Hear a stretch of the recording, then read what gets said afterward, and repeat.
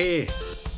We're here for this auspicious occasion. It's one of those moments where, okay, there's an SDO, a special development order in place, and obviously we know the final decision for this project is going to rest with Westminster.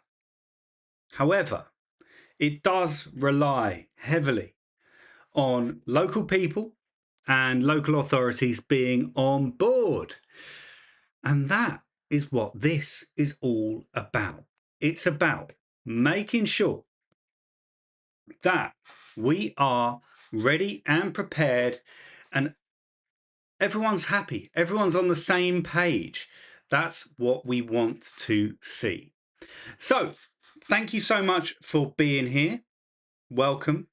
We're going to do, it's going to be a little bit of a different format today. We're going to be jumping across to the town hall, to the complex where Bedford Council reside, and we will be giving them the spotlight so that they can tell us all about what they think of Universal's proposals. It's going to be a very exciting one. Say hello in the chat. We're going to have a little bit of time just to unwind while we wait for the stream to begin from the council. So let's have a chat. Let's get all of our expectations out there on the table and see what we think will be happening. Pop your hellos in the chat and we'll have a little bit of a discussion about what to expect. Now, we have a very, very exciting agenda ahead of us today. So I'm just going to jump to that here. So this is our agenda today. We have the election of the chair of the meeting. We have a disclosure of local or disclosable pecuniary interests. So this is basically, do you have an interest in this development? And then this is not the right meeting. I apologize. Haha, apologies. This is better. Same thing, first two. And then we have the Entertainment Resort Complex, Universal Destinations and Experiences Special Development Order Statutory Consultation Response. This is Bedfordshire Borough Council's opportunity to say what they want to say about this development. And it'll be very interesting. You may or may not have read the hundreds of pages or 104 pages that are in this document, but we'll be hearing some of the highlights in this meeting. There'll also be an update to the local plan. So Bedford did have a local plan, Plan 2040, which had lots of ideas about where they wanted to take the town and how they wanted to develop it. Universal has kind of put a very positive spanner in the works there, because a lot of their plans for increased investment in local services, infrastructure, etc., are now going to be brought forward. We are going to have then an appointment of independent persons to agree, the appointment of independent persons to the Standards Committee, who report of the Service Director of Governance and Monitoring Officer enclosed. Right, so there are going to be bits to this meeting, so we might be dipping in and out, and I'm going to be with you all the way through, and we'll be able to chat. You know, if you hear something that's mentioned, drop it in the chat. Let us know what you think. Let's just jump into the chat right now. We got Ronnie, who is saying that he thinks the council will back the plans. Absolutely. I think you're right. I think there'll be some contingencies. I think they'll say yes, yes, yes, as long as A, B, C, D, E. Ben, when do you guys reckon we will get more news about something? Well, this is all part of that. This is one of those milestones that has to be hit before we get to the point where the project is greenlit. The consultation period ends at the end of the month. So we can expect to hear a decision made on this project very shortly after. I would imagine that it's going to be in September, because I think the government will want to get some good news out there. And I think they will also want Universal to get the ball rolling, get some of these things moving. The last thing they want is the project's being pushed back to 2032 or something like that, if they can avoid it in any way. So they're going to want to get moving on this very quickly. Weesty with the popcorn. There might be some popcorn moments. We shall have to wait and see. I'm very much looking forward to it. In fact, I hope that there will be some moments which will be, a little bit exciting, a little bit engaging, a little bit different, right? Something, some people who maybe have a different opinion, people who maybe aren't fully backing the project. It'd be interesting to see what they have to say, why they have to say it, and what the people in the council chamber say in response to those things. I don't believe from the agenda that there's going to be opportunity for public speaking at this particular session, which, I think there is plenty of an opportunity for people to feedback and make their voice heard in official channels. Cranky Collector, what time is the meeting? 6:30? Absolutely it is. We're hitting refresh here on the live stream page, because as soon as that thing goes live, we will be jumping across to it. Kay thinks they'll approve it officially in October, just before, after the budget, just good news before bad, etc. I think you're absolutely right. Politically, this is such a present for whoever is in government at this time. It is such an overwhelmingly positive news story, particularly if your entire political campaign has been about economic growth.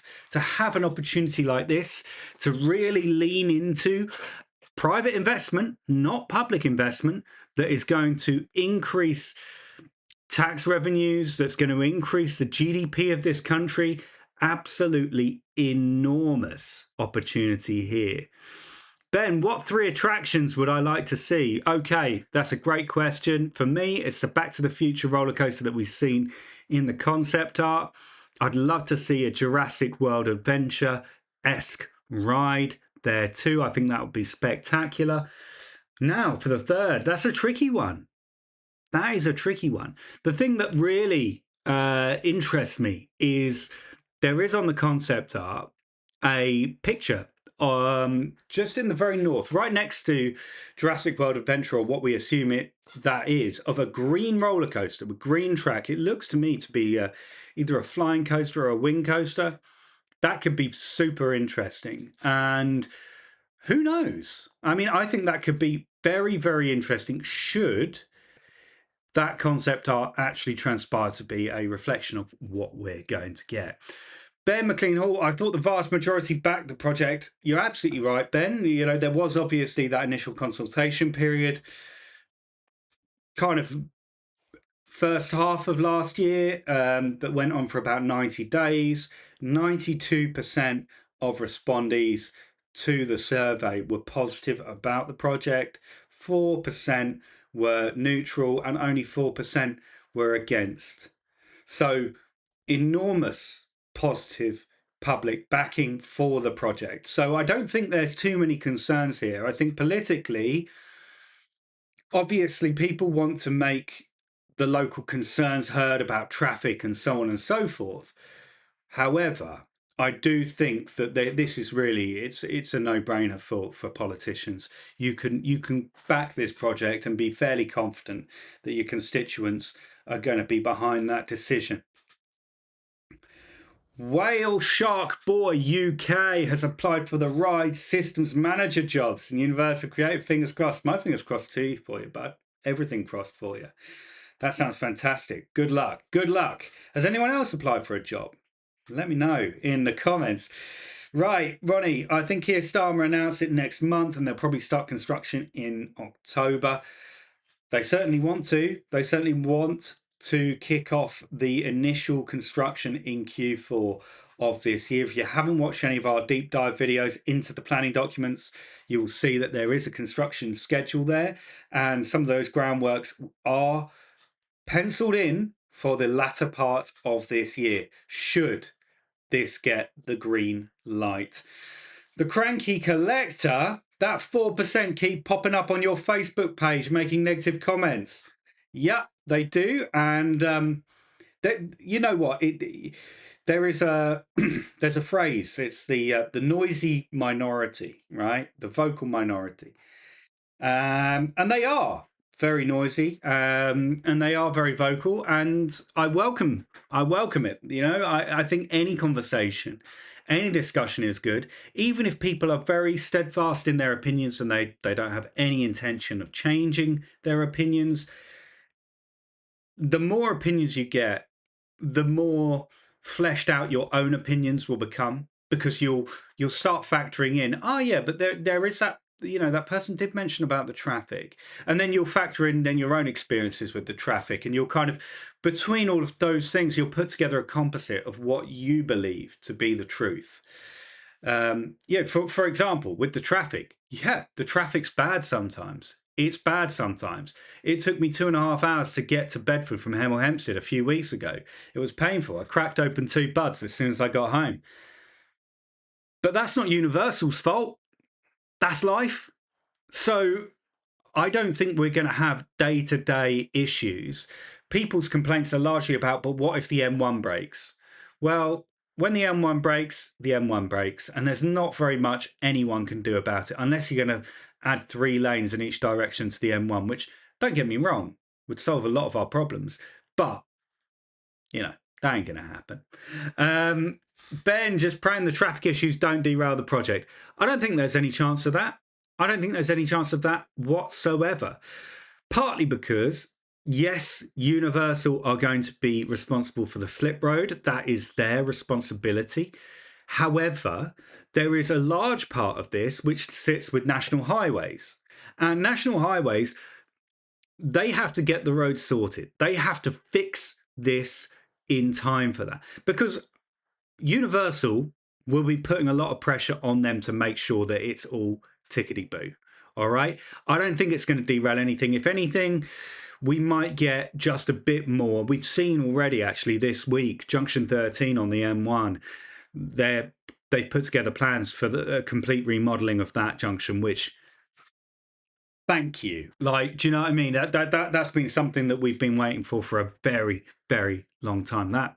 That junction, I remember when I first moved to the area, and I was just completely flummoxed by how that thing came to pass, because it's bizarre. If you're heading northbound on the M1 and you want to get onto the A421, you can like take 2 different routes just to get onto the A road. It's totally weird. So yeah, that can be brought forward and accelerated and done as soon as possible for all of our sanity, now or without Universal even in consideration. Sandwiches, will there be a pub on the site? And if so, will it open before the park? Great question. There will be licensed drinking establishments on premises as part of the retail and entertainment space. You will be able to access that even without a park ticket. Well, you will need to go through security to get to it. But yes, that will be a thing. As for whether you'd be able to drink before you went into the park, I'm not sure you'd be able to. I don't think the licensing would be extended to, early mornings. And I'm not sure you'd really want to. Don't get me wrong. Sometimes it's quite fun to have a drink in the morning if you're at a festival. I don't know. But on a day like, if you're doing a full theme park day, that seems painful to me. But it will certainly be open after the park shuts, so you'll be able to have a few tinnies afterwards. Ronnie Dodge, I would love Alan Silvestri to come back and do the score for the Back to the Future roller coaster for the park. That would be incredible, wouldn't it? How good would that be? I mean, that would be honestly next level. David J. Lloyd, do I have a website? Yeah, I do. Universallybedford.com. Very easy to remember. There's a few bits and pieces on there. We have a version of the Rope Drop Showdown, which we do play sometimes on Universally Bedford Live. So you can play that anytime you want on the site. We've got news on there as well. We do have various like little bits and pieces that you could get for yourself or for a loved one, a little shop. And some things there that if you want to help us out, buy us a coffee or have a little subscription and have your name put on all of our YouTube videos, you can do that as well, if that's your boat. We do also on the site have a little chat bot which you can chat to about the planning documents. So if you can't be bothered to read thousands of pages of documents, you can ask the chat bot on universallybedford.com. It's a bit of fun. So have a look if you like. Henry Cooper, apart from traffic problems people complain about, is there any other issue for people that concern people as you really want Universal in the UK? Right, there are a few, particularly from the local villages. If we exclude traffic, some about light, sound pollution, fireworks, which we know will be happening only 10 times a year. But yeah, I mean, it's normally light and sound and that sort of thing. And particularly, you know, Universal are planning on building a lot of woodland around the theme park to absorb some of that sound. But that takes time to mature, and it's forecast to reach maturity in 2046. So there might be a few years there, and I think that's where there's a little bit of conversation going on with people who have concerns. So Ben, yeah, you were thinking the same thing. That's basically the nub of it. Cranky Collector, theme parks are always going to bring in more traffic. In fact, the I-4 is the busiest interstate in the USA. It's regularly gridlocked. Yeah, people like a good day out. But do you know what? I mean, the thing that is kind of interesting as well, though, is if they're building a football stadium here, a football stadium with 60,000 seats. Now, a football stadium with 60,000 seats or an arena with 60,000 seats, that would see 60,000 people arrive and leave at exactly the same time. It's a very time limited thing. You're there for the show, you're there for the game, you arrive, you go. That's it. That's not what's going on here. We're looking at a facility where people will be invited to arrive over probably a 3, 4, 5 hour period, and they can leave whenever they want. So I'm not sure we're going to see 55,000 people just drop in all at once. So I don't think that that's particularly a concern. Bex, random, but you have the same Disney sweatshirt. Do you know what? Right, this I caught this in like a bag of stuff that was going to go to the charity shop. My wife was like, "No, I'm just clearing out some stuff." I'm like, "That is a quality bit of apparel right there." So I stole it, and now it's mine. I should really be wearing this lovely little number. Not that you've come here for like a little fashion show. This isn't Milan, it's Bedford. But you could, look at that. Look at that sweatshirt with the little, look at that. It's cool, isn't it? Right. Anyway, theme park fierce. Theme park fierce. I like that. Theme park pierce. Thank you. Sorry, I've just put my back in. A drink than a roller coaster is so much fun. I drank a Stein before Taron. Best ride I've had. Man, I salute you. David J. Lloyd, are you much of a fast pass person? This is dangerous, getting me in on the fast pass conversation. I have a philosophical objection to fast pass. Fast pass means it's fast for a select few that can afford an exorbitant cost. Everybody else then gets less out of their day. I understand why it exists from a commercial perspective for the park operators. Completely get it. Of course, if I were running those parks, if I was playing, Roller Coaster Tycoon, yeah, I'd do it 100%. I'd make loads more money. But philosophically, ethically, morally, if you want to go down that route, is it the right thing? I don't think so. But maybe I'm just kind of showing myself to be an old, washed out egalitarian and socialist. So maybe that's not completely right. What do you think? Fast pass, express pass, lightning lane. What do you think? Let me know in the comments. Let me know in the chat. Right. Ben would love to see Super Nintendo work. Hopefully it's added as an expansion, as I can't see Nintendo getting less popular anytime soon. Absolutely right. Nintendo aren't going anywhere. They've been around for a long time now. I don't think they're going anywhere, bud. I think they're going to be here to stay. It's whether or not the theme park lands continue to resonate, continue to excite, and if they can do something slightly different here. I think what they won't want to do is replicate what's at Epic or what's at Hollywood or what's at Osaka. They'll want to do something fresh and unique here, a little bit like what they have done with Epic. Like they've kind of got Donkey Kong Country, right, which is a completely fresh concept.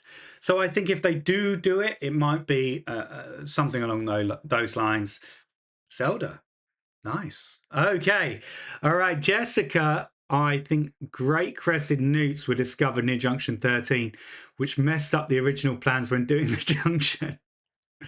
Nothing would surprise me, Jessica. I pray to God they've moved out in time for this latest development. Ronnie, I think most people like me will come by train. Yeah, do you know what? There's absolutely no way I'm driving. I'm lucky. I live 2 and a bit miles away. I'm going to be cycling. I'm going to get on my bike with the family, scoot over there. But if I could take the train, I absolutely would do so. It makes so much sense. Parking is going to be 35 quid. So, they are incentivizing people not to drive. They don't want people to drive. They want people to take public transport because it's going to be a better experience for everybody. Okay, Cranky Collector, exactly. Try leaving Wembley after a concert. It's a nightmare, completely. I've been to my fair share of football games, and getting on the train afterwards, forget it. It's just exhausting. Bex, I'm an ex-Disney and Universal Orlando employee. So you got all the merch for cheap. I salute you. I hope you have a walk-in wardrobe full of the stuff. Mike, there he is. Mike says hello. Hello, Mike. How you doing, buddy? Ronnie, I don't actually mind waiting in queues like Universal. There is something about that. Queues at these Universal and Disney theme parks are not like the queues that you get at Blackpool Pier, Blackpool Pleasure Beach or Brighton Pier. They're not the same, right? Okay, Ant C came here for the NIMBY, staying for the fun. And please stay for the fun. Please stay for the fun. And if you are a NIMBY, you are welcome here. This is a conversation. And honestly, everyone will be respectful. If you do have objections, if you do have concerns, that's absolutely all right. As long as you're voicing them respectfully and people are respectful to you back, absolutely fine. So absolutely good. Right, Ronnie Dodge, did you see the trademark the other day for Universal Grand Hotel? I did see that. That's very exciting. And here's a little bit of a doobry. Universal Studios Grand Hotel. Universal Studios Grand Hotel. Where have we seen this before? Where have we seen it before? Let's have a look. Oh, that's what they call their hotel in Beijing. I think this is just one of many similarities that we're going to see between what we have and what they have over in China. China, is so far away and is such a challenging place to visit that I don't think it's going to be too much of a cannibalization risk for them to bring over some of the attractions, some of the lands, some of the experiences from Beijing, bring them over here, expose them to a Western audience. Okay, I think we're beyond fast pass. I'd much rather time specific bookings where you turn up 10 minutes prior to your given time slot. Okay, I'm with you. Do you remember the Tapu Tapu at Volcano Bay? They're getting rid of it. Madness. That thing was honestly, that was one of the coolest things at that water park. Right, David, yeah, 100% agree, especially with the rise of virtual queues. FastPass should go the way of the dinosaurs, not the Jurassic World kind. It's profiting on poor operating. Agree with you. Absolutely fantastic. All right, so it looks like we are able, how very exciting, to now go live to Bedford Council. Are you sitting down? Here we go. Let's just make sure that they've got the sound turned on.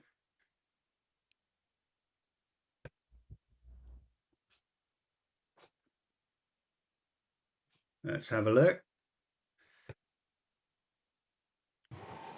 Oh, there we go. We've got sound. Good evening, everyone. Let me know if it's coming through all right. Tonight we are here for an extraordinary council meeting, 21st of August.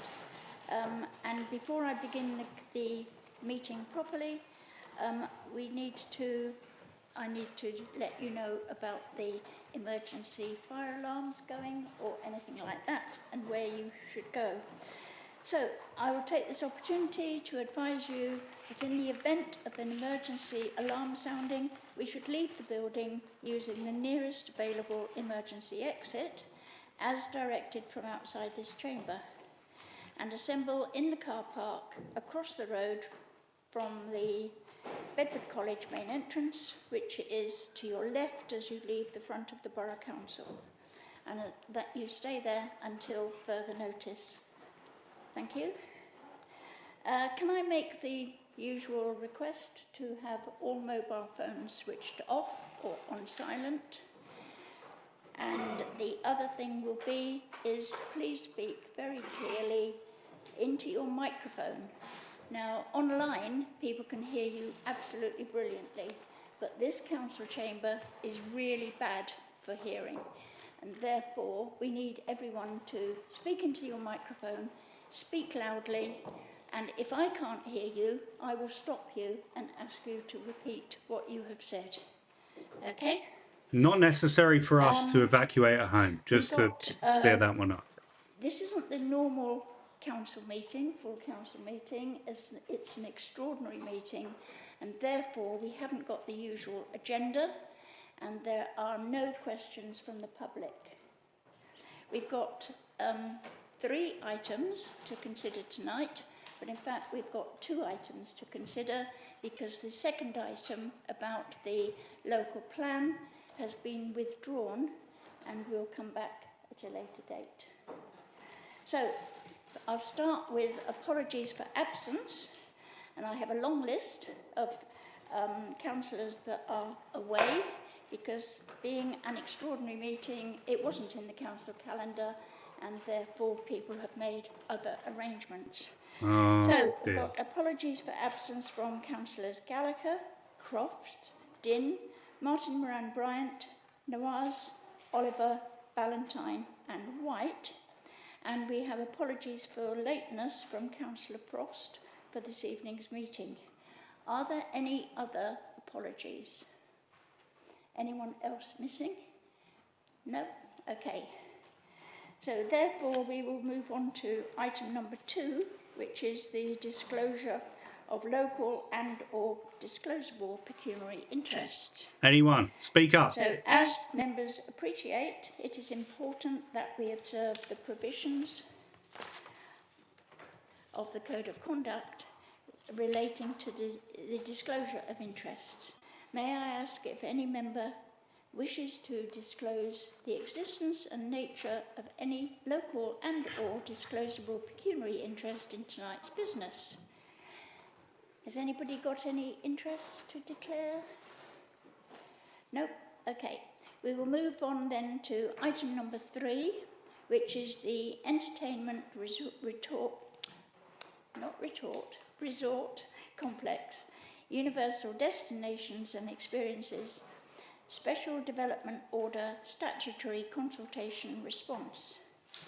Now, I hope that Councillor Spice is going to be introducing this. So I will ask you to introduce the Council's response to the statutory consultation on the Special Development Order for the Entertainment Resort Complex. Over to you, Councillor Spice. Thank you very much. Good evening, everybody. So I would just like to introduce this report. The full Council report explains how the Council plans to respond to the Government's consultation on Universal Destination Experiences planning application, which is being handled nationally as a Special Development Order, an SDO. I have made some updates and amendments to the recommendations on the report which were issued earlier today, which includes details to explore and bring forward proposals related to controlled parking and measures to control temporary lets in areas around the proposed development site. I also wish to clarify 2 parts of the covering report on sections 7.4e, this is related to temporary accommodation with construction of the resort, and 7.9, this is not about additional mitigation being added. The socio-economic task force is there to discuss and work on this type of issues as and if they arise. If the proposed order is issued, there will be a lengthy period of the Council's continued working with the investors to monitor the potential impact on health and well-being. This is not to discuss what we are going to do locally. This is a local government response to a national government consultation. Issues we want to resolve locally, such as parking in resident areas, will be addressed locally by the Council. Just so you know, that on the left of your picture, that's the Mayor of Bedford. Give its comments after today's special full Council meeting and the special executive meeting next week on the 27th of August. Council officers have reviewed the technical documents submitted by Universal and provided comments on each one. See Appendix B. The Council has worked hard to secure this investment for Bedford. Councillors, officers, parish councils, neighbouring authorities and local partners have all welcomed Universal to the borough and built strong working relationships with their teams and advisors. And I am forever grateful to Universal for choosing Bedford Borough out of the whole of Europe, for working with us, for listening to us and addressing our wants and concerns. Again, to point out, they have worked so hard with local parish councils and neighbouring councils. Officers have supported Universal in understanding the local context and priorities. They've arranged for the company to meet with community groups and organisations such as colleges and universities, making sure the planning application reflects local needs and opportunities. The Council has also worked closely with government departments and agencies to make sure the application takes account of Bedford's circumstances. Strong national governance is in place for the project and the Council is playing an active role. And to highlight again, we have teams working closely with Universal and central government. This is not being done to us, but a working relationship, one that is giving opportunities to the future of our borough that we could have only dreamed of before. It will bring so many new and different employment opportunities across all levels, as well as all the work opportunities that will arise locally as a result of the project. To date, there have been an incredible amount of expressions of interest to work on this project received. This is a real opportunity for both today's residents and future residents, our children and their children's children, an opportunity for a prosperous future for all. Universal are global leaders in the theme park design and operation with experience worldwide. They've chosen Bedford for their next major project, designing both the park and supporting infrastructure to ensure success. For the resort to thrive, they need smooth transport links, a strong local workforce, good training opportunities, a reliable supply chain and a supportive local tourism industry. Most importantly, they need the backing of the local community, who they want as proud neighbours and advocates for the resort. Yep, that's This you, is one of Bedford. the biggest tourism developments the UK has ever seen, as well as the largest foreign business inward investment in decades in the country. It is a project of national importance, and please do not lose sight of that. It makes us the envy of not just the region but the whole country, and it will put Bedford on the map, giving us a national and international profile, mentioned in the same breath as centres such as Orlando, California, Beijing, Osaka and Singapore, and then Bedford. So we as elected members are privileged to represent our constituents and borough residents. We know the great things Bedford has to offer: the accessible road infrastructure, the rail links to London and beyond, proximity to Luton Airport, the great local businesses already here, the long and rich history of the borough, and the diverse communities which makes our place what it is. Now with this project, the rest of the world will get to learn about Bedford, and this project will bring many millions of them here to visit, experience it and spend money in our local economy. While it will bring huge economic benefits, it will also have local impacts, such as increased visitors and pressure on infrastructure. Universal has assessed these impacts and put forward plans to reduce them. Officers have reviewed these plans, and Appendix E outlines the Council's response. There are three main factors that will help balance the benefits with the local impacts. 1. Government decision and conditions. MHCLG will make the final decision and, if approved, will attach conditions to control how the site is built and run. This ensures it operates in an acceptable way. 2. National oversight. As a project of national importance, the government will oversee and scrutinise its progress. The council will remain involved to make sure local issues are heard. 3. Universal's commitment. Universal wants the park to be a long-term success. Being a good neighbour is key to that, and we are confident they will work with the council to address any issues that come up during construction or operation. With all this in mind, we need to unite across parties, and I urge you to support and agree to the recommendations set out in this report, but with the addition of an amended sentence.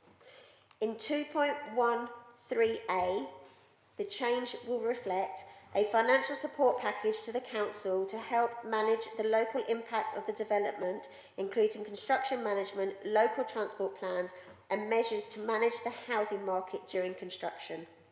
Thank you. Thank you, Andrea. Thank you, Councillor Spice. Is the motion seconded? Seconded by Councillor Coombs. Move to questions. Are there any questions on the report? Councillor Foley.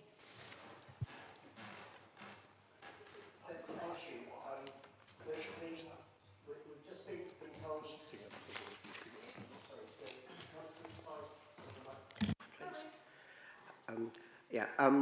been told.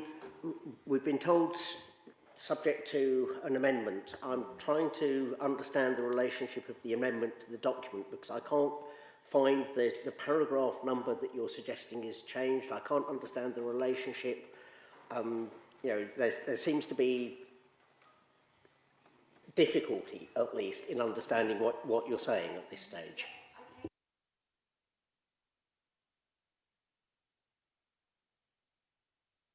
Just getting clarity on that latest amendment that's been made today. It's on the recommendations in the report, section 2.1, bracket 3, bracket A. Did you want to find that? In the covering reports, yes. On the recommendation. Shall I read what it originally says, and then I'll read what we've amended it to, if that helps, Councillor Foley. So it says, a financial support package to the council to help mitigate resource needed to manage the local impacts of the development, including construction management, local transport plans, and measures to manage the housing market during construction. And we've changed pretty much just one word. Just find my right piece of paper now. So it says, A financial support package to the council to help manage the local impacts of the development, including construction management, local transport plans and measures to manage the housing market during construction. So, to be precise, it's the word mitigate has been taken out so that it's not confusing. We're very, very clear, because what we've tried to do is be very, very clear and not be open-ended on anything. Is that okay, Councillor Foley? Good. Councillor Edmonds. Councillor Spice, I know you said this was not necessarily around local issues, but in light of concerns regarding the borough's financial position, it's more important than ever that we secure a maximum long-term value for every major development. Not just in... I'm struggling to hear you. Are you? Sorry, it's my throat. Can you start again, please? I have been struggling myself. And really put your I can't hear microphone close to you. Excuse me. Right, I'll start again.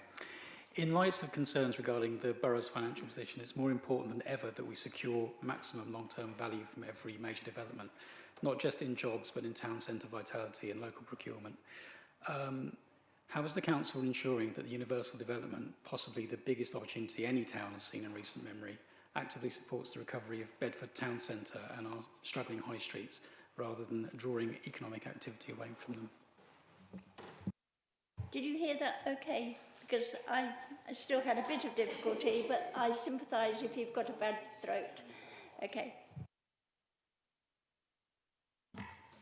Okay, so thank you for your question, and I hope you're feeling better soon.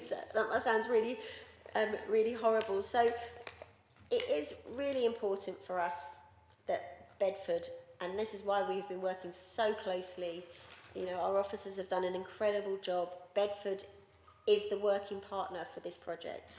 They are coming to Bedford Borough, and Bedford is our town centre. We will have so many, I'm going to call them tourists, but I don't know if it's tourists or visitors coming to Bedford. We will be the destination. We are working on the transport links to get to the park, not necessarily road. So we want people to stay here and then spend their money here. And I know when I've been to places like this, sometimes you do two centres, so you go to two different places, but actually we know how, because we're here, so we know how connected Bedford is to most of the rest of the country, even on local transport.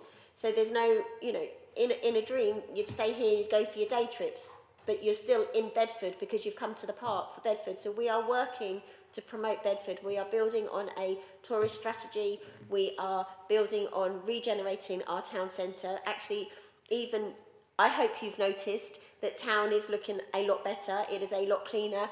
There seems to be a happy buzz around it at the moment, and people are getting involved, and there aren't so many empty shops as there has been previously, because it goes up and down. I know it goes up and down.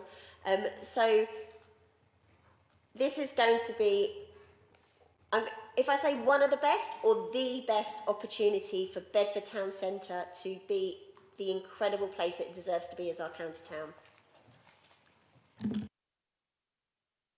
Thank you. What do you think? Let me know in the chat. Do you think this is going to be a good thing? Do you think loads more money is going to go to the high street and stuff like that, or do you think it's just going to just stay within Universal? Let me know in the chat. Not just because the resort opens in 2030, but because the decisions that shape its impact are being made now in this room. That means securing local procurement support for our town centre and commitments that deliver real economic value from the ground up, starting during construction and not waiting for the gates to open. It's about making sure the biggest opportunity in a generation doesn't pass Bedford by. We want Bedford to bathe in the light of the development, not just to look at it glimmering on the horizon with regret. Thank you. Are there any It's more very questions? poetic, Paul. I love that. No, in which case we'll move to comments. Are there any comments, Councillor McMurdo?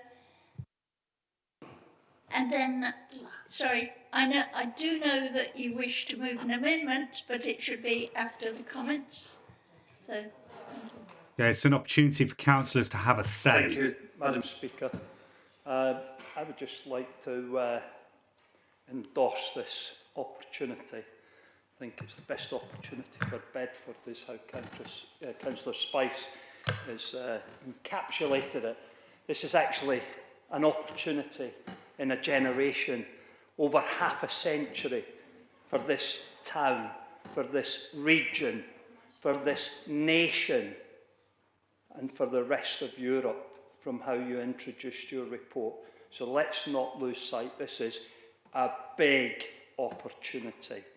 I'm indebted to Comcast having the confidence in Universal in choosing Bedford, putting cash up front in the way of an investment in buying and securing land to bring this forward. They've been kicking about, I know, in the UK for 8 years, and they've come to Bedford.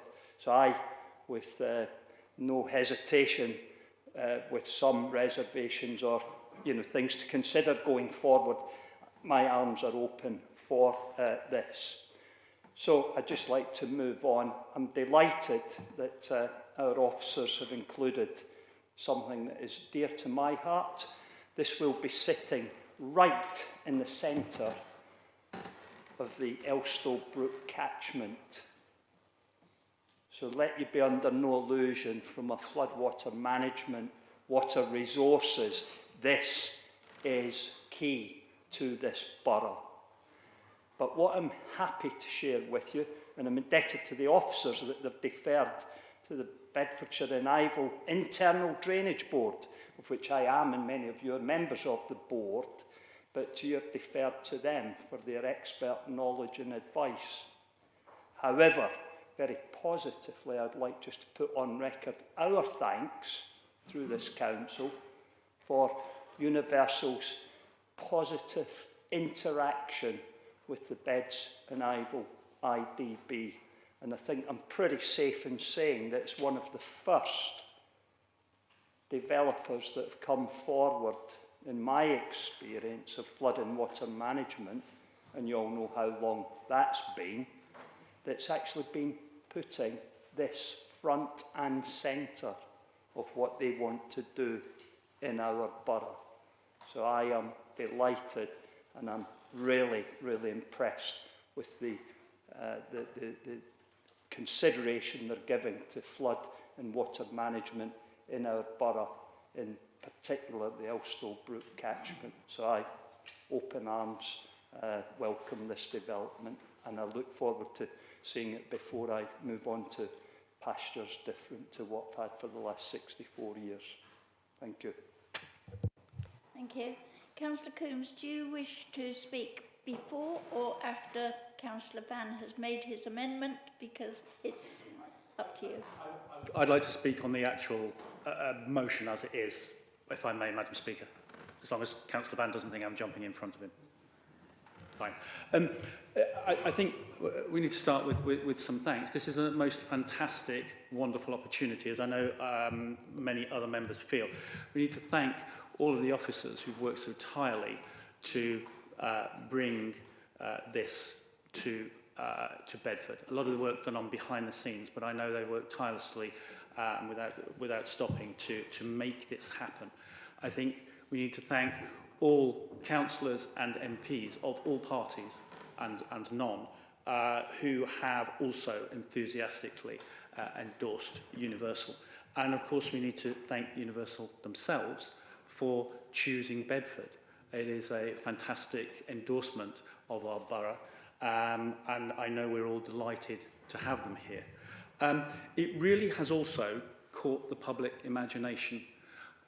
My brother phoned me the day that it was announced, and he lives in Scotland, and he had heard up there and said, is it true you're having Universal Studios in your borough? And I said, not only in our borough, but in my ward. And I have to say, along with Councillor Spice and Councillor Frost, we're delighted that this is actually cited within our ward.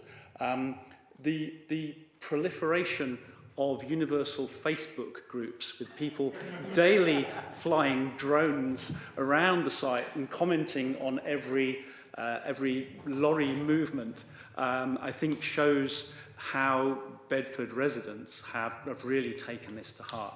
And it is the most fantastic opportunity, both socially, but also economically. It is going to bring a lot to our borough, and in terms of regeneration and jobs. There are few downsides to this, so it's a very good thing, and I thoroughly endorse the response to the SDO that is being put forward.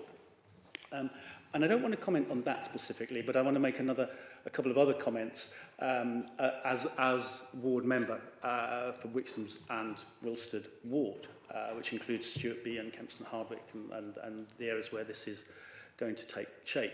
And I think it's really important that when this comes, that this council gets its act together as well, because it's a great opportunity, but this council has to be responsive and address things. And as a ward member, I want to see, and I'm pleased that it's recognised in here, about parking and controlled parking zones for residents. It needs to be there, and this council needs to be sure that outside of all of the formal work that is going on with the SDO, that this council is preparing and that it is putting measures in place to ensure that residents are protected. Yes, everybody is supportive of it, but it's going to mean a lot of traffic movements. It's going to mean a lot of construction traffic going through the ward.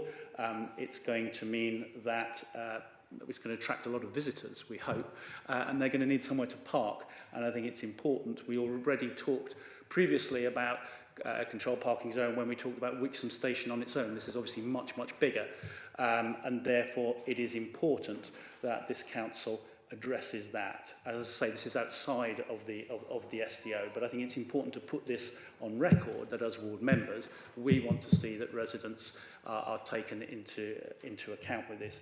Equally, we wouldn't want to see a proliferation of Airbnbs, which could create problems locally if the life is taken out of the community and people buy up properties speculatively to sell Airbnbs. So I'm pleased to see that there's going to be a strategy for dealing with the housing situation as well, and to ensure that local residents who are going to live nearby, who are going to live in close proximity to this, it is going to come with some issues, and we want to make sure that those issues are addressed. So I'm thoroughly supportive of the council's response to the SDO, and I'm pleased that outside of that, this council recognises it has a lot of work to do in order to address issues that will safeguard the interests of residents in Wixham's and Stuart B, and also in Wootton and Kempston and other areas that are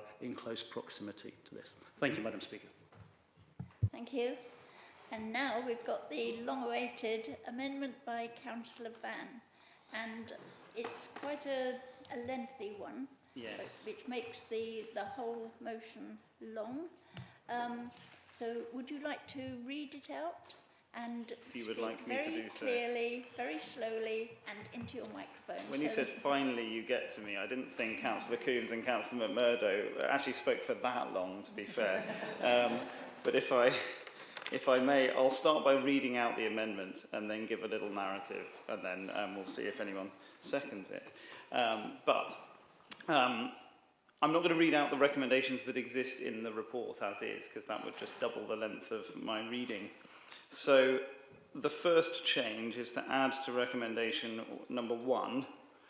This is the recommendations in the covering report if you can't see those, but you hopefully have printed copies. This is more for people if they are watching it online. To add the words subject to technical changes set out below. That's fairly self-explanatory. And I will now go to the new bits added in.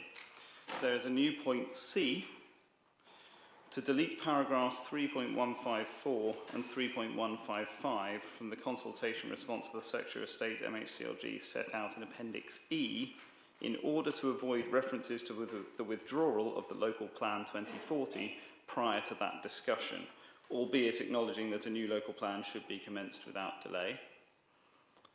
And D, to delete paragraph 3.120. Okay. And then to add new recommendation 2.2, that full council requests, separate from the planning process, that the executive work with the Universal Destinations and Experiences to develop an accommodation and housing strategy from day one. 2, work with Universal Destinations and Experiences and developers of unadopted roads to develop a parking strategy to enable restrictions to be implemented consistently across public and unadopted developments. 3, produce, separate to the planning process but in the context of the impact of Universal Studios, A, a housing strategy, B, an infrastructure strategy, C, a frontline service strategy, D, a transport strategy, and E, a finance strategy. 4, negotiate further planning performance agreements, PPAs, to support council capacity, including but not limited to planning capacity, and negotiate accommodation strategies informally separate to the planning process with Universal to ensure that sufficient accommodation can be found for workers, minimising pressure on local housing stock. 5, produce a quantified proposal on which basis to negotiate a substantial specific funding settlement from the government for Bedford Borough Council to deal with the impact of the construction and operation of the project, this agreement to be in place as a matter of urgency. To add new recommendation 2.3, to refer to the General Purposes Committee a request to amend the Constitution at the earliest opportunity to set up a universal project overview and scrutiny committee for all matters connected with the Council's responsibilities and oversight in relation to the universal project, including maximising the economic benefits, securing the cultural and educational benefits, mitigating the impact of construction, the need for improved infrastructure, the impact on housing for local residents. While awaiting the creation of the formal Universal Project Overview and Scrutiny Committee, that an informal 8-member politically proportionate Overview and Scrutiny Committee be created with immediate effect in shadow form, that is, 2 Conservative councillors, 2 Liberal Democrat councillors, 2 Labour councillors, 1 Green councillor, 1 Independent councillor, all above to be appointed in liaison with the Chief Executive, all to be drawn from non-executive members. That was hopefully read and clearly read, and people heard that, although there are printed copies, hopefully, so it's not a surprise, and it has been circulated. Madam Speaker, that's me moving it. I presume I can speak to it if it's seconded.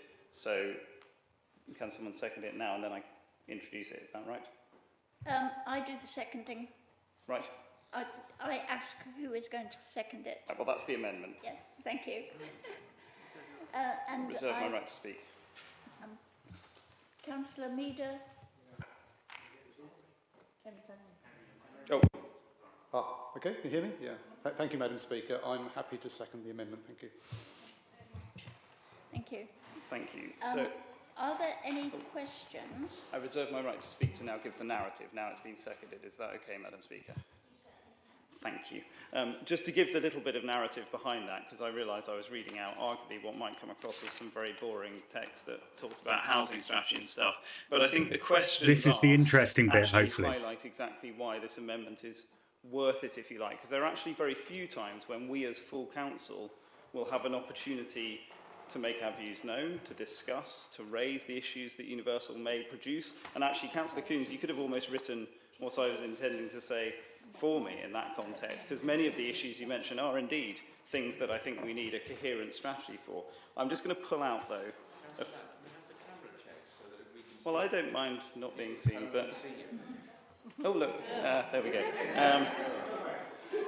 Councillor Royden, you obviously have my back. Back on the screen. So, Wendy's back as well. I would just like to start by sharing the comments from others, though, that this is the best opportunity, I think was the term Councillor McMurdo used. Generational, international. Okay, the vote of confidence in the borough and the borough of Bedford and the people of the borough of Bedford is phenomenal. And I think there is a sort of complete support for that within this chamber, and I think we are all hugely excited by the potential that this offers us. And I would also like to echo the thanks that have been said for residents, for engaging.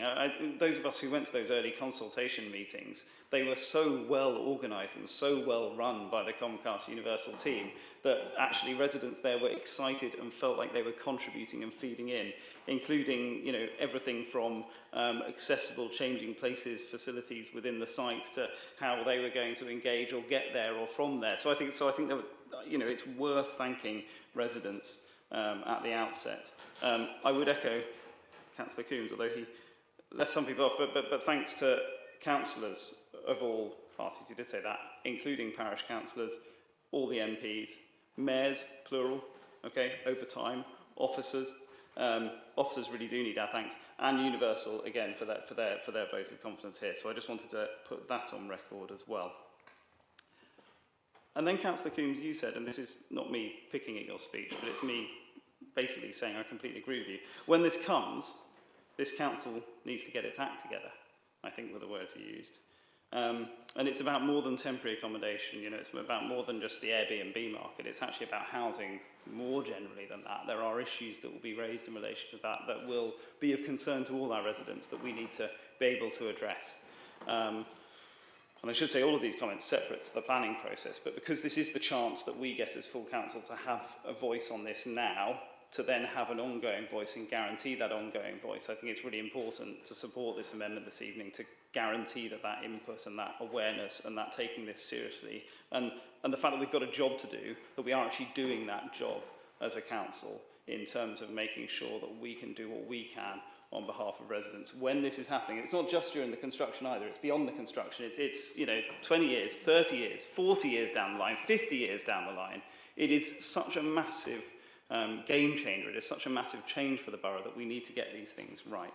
So the shorter narrative on the amendment, and I'm sorry I had to read out the whole amendment, we must come up with a way of displaying them on the screen at some point so that we don't have to, because everyone in the room has a printed copy. There were two technical changes, as I say, that were related to the local plan or something not being quite referred to right as council responding. So they're the two sort of smaller changes. And then the second sort of major bit is to make sure we are getting this right as a council in terms of, it's, as I say, it's not just parking actually, it's parking, traffic, transport, all of these things that we have a job to do as a council, separate to planning, but we have a job to do and we should be able to be confident and certain as a council that we are doing that job to the best of our ability. And that's also partly why it says produce a quantified proposal. So we're talking a serious proposal to, well, as it says in the recommendation, to the government to make sure that the financial package that the council needs to be talking to the government about is what we need as a borough. So we need to be talking about that now to get it right. It's not just when it opens, and it's not in a couple of years when it starts, because as anyone who follows those many Facebook groups, as you say, Councillor Coombs knows, it started already. Things happen already. Things are happening already to manage the site, and we see that on a daily basis. There are things already that people need to know that we're on top of as a local authority. And it's not about just one, you know, group being in the executive now. In 5 years' time, in 10 years' time, in 15 years' time, in 20 years' time, who knows what the makeup of this council will be like, and who knows, therefore, what we will want to see in place to ensure that residents can have their voices heard. So that's to give it a little bit of a narrative around planning performance agreements, around doing our job to have these strategies, to look at the impact on frontline services beyond parking and temporary housing and Airbnbs. Actually, there's a bigger piece of work to do, isn't there?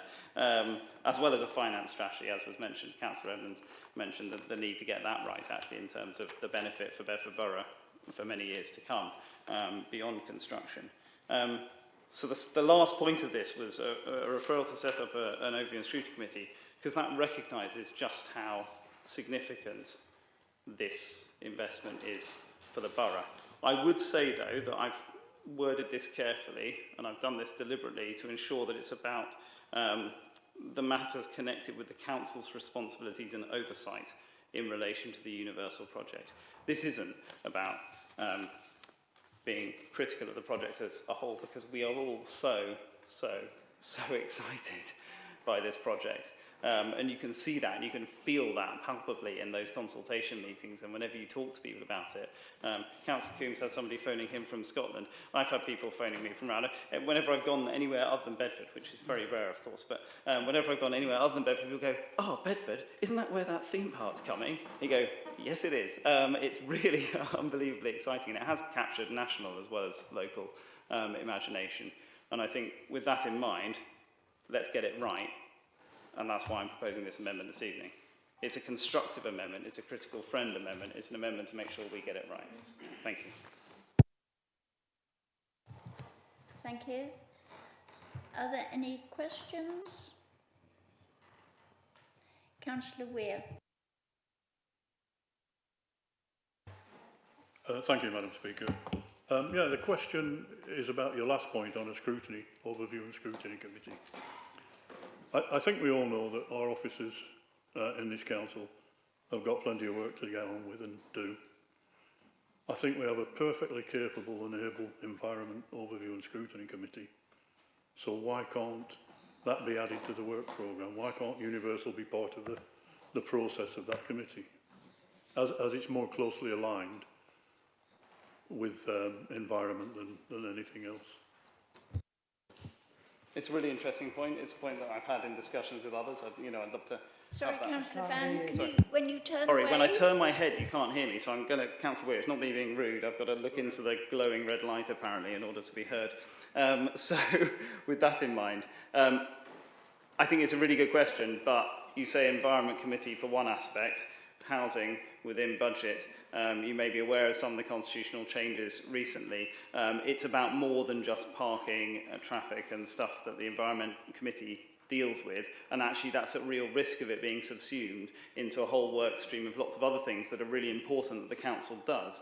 This is about recognising the sheer scale and significance of this project, the generational significance, the 50 years plus significance, that actually we have to look at it in the round as a whole. I'm really trying to avoid using the actual word universally, because that's, but we all, if you use it in normal language, you do sometimes say the word universal, don't you? But you've got to look at it as a whole. And if we're not doing that, and it's not about more work for officers actually, it's about scrutining work that, as I understand it, much of it already is going on. The Transport Strategy Group, these are things that I think it's important to make sure that we are confident as members from across all parties, and every backbench member and every member of this council is sure that the council is doing its job. And actually, as I say, critical friend-wise, actually I don't think it's something the executive need to be worried about in terms of having that scrutiny and having that transparency of processes, and it doesn't need to be. I recognise the concern one member shared with me around the potential risk of political grandstanding, and I think we all agree that wouldn't be helpful.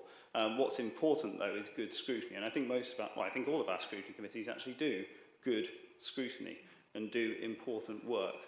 And I'd like to praise every member of the scrutiny committee here, because actually I think we have a really healthy culture of scrutiny within this local authority. So in that context, I hope that at least partly answers the question. But you're saying no, it doesn't whilst I'm speaking. So I've tried to explain why it simply doesn't fit under one committee. It constitutionally doesn't. It doesn't as defined. So if you don't accept that as an answer, I can't help you beyond that. But that is genuinely my view. In answer to your question, it doesn't just fit under one committee. It is a whole thing of its own, and it is a 50-year, 100-year... I mean, it's such a massive scale of development, as everyone has said, that it needs that confidence and that protection for members to ask questions.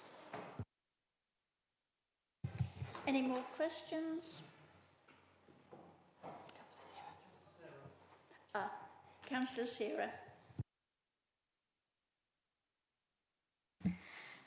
Thank you. I would just also like to echo Councillor Weir's concerns.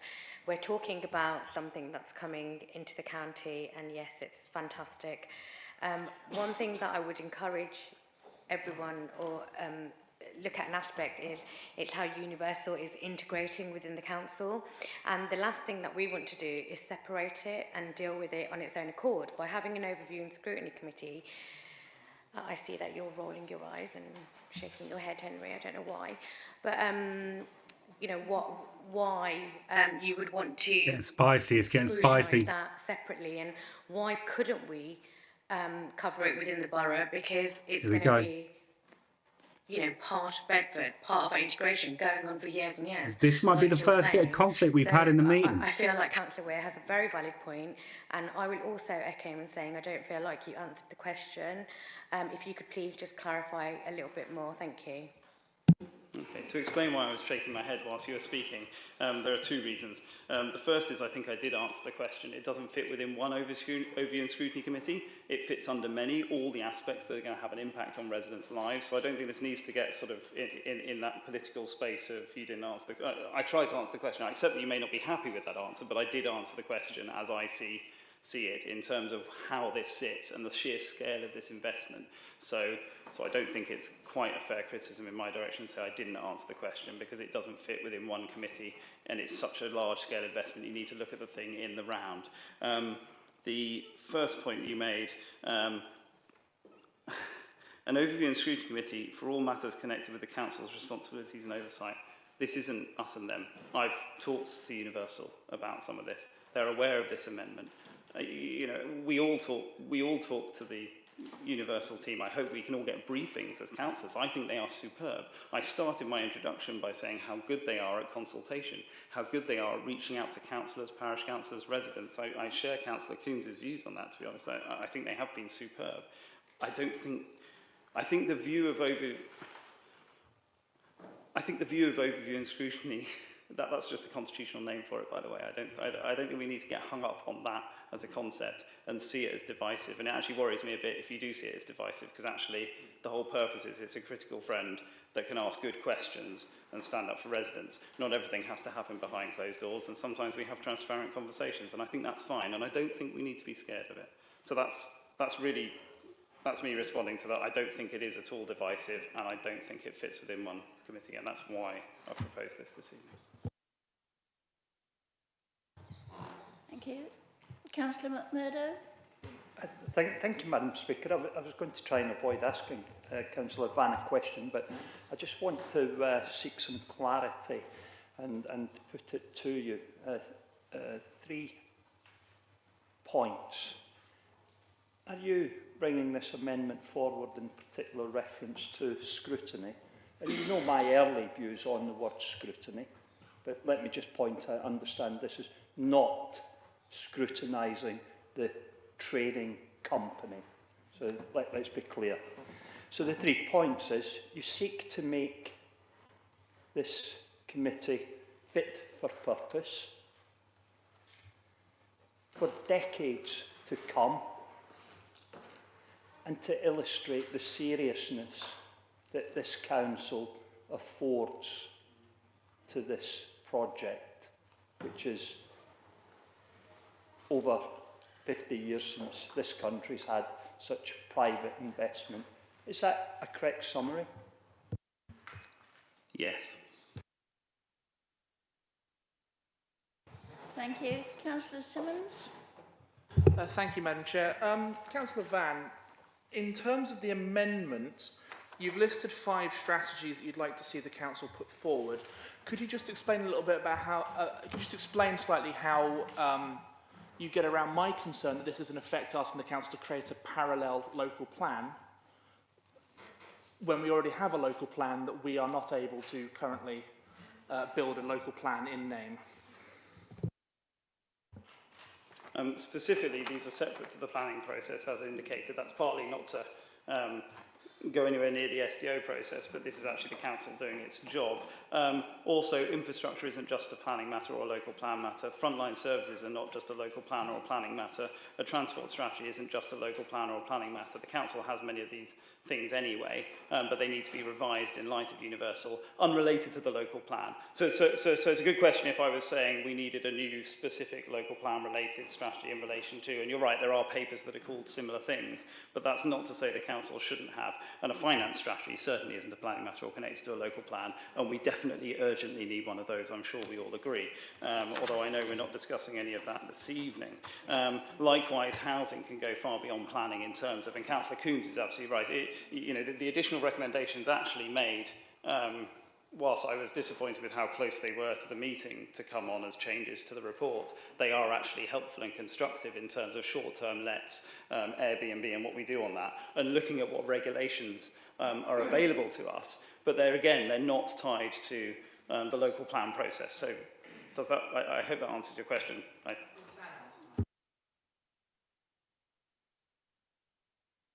Thank you. Councillor Coombs. Yes, thank you, Madam Speaker. Councillor Vann, I don't know if this is a question for you or for the Chief Executive, but you've listed at the very bottom in your scrutiny panel the number of places allocated to each party. Surely if you set this committee up, then it gets lumped in with all the other scrutiny committees, and the proportionality thing will work across.